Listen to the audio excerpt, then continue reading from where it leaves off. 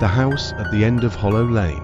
When we first moved into the house, I thought we had finally found the perfect place. It was bigger than anywhere we'd ever lived before, tucked away at the end of a quiet lane, surrounded by trees, a fresh start, a home to raise Max in. Claire was thrilled, already planning how to decorate. But something about the house unsettled me from the beginning. The first night, I barely slept.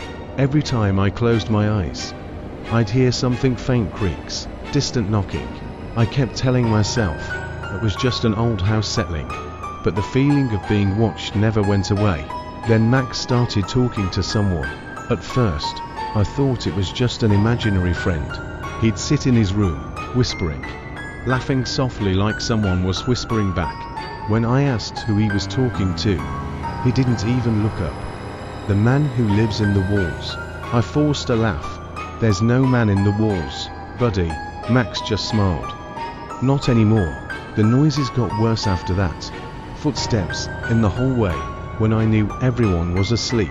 The sound of furniture moving in the middle of the night. But when I checked, nothing had been touched. I started waking up at exactly 3:12 a.m. every night for no reason at all. Just awake, listening. Then the smell came. It started upstairs. A thick, rotting scent that seemed to come from nowhere. We scrubbed everything, checked the pipes, even had an exterminator come out. Nothing. But it got worse. It followed us, stuck to our clothes, our skin. No matter what we did, it never went away. One night, Claire was out late, and it was just me and Max at home. The lights flickered as I put him to bed, and as I turned to leave his room, I felt it, a breath on my neck. I spun around, but there was nothing. Then Max whispered, "He's awake now." I followed his gaze to the closet. The door was open just a crack. Something shifted inside.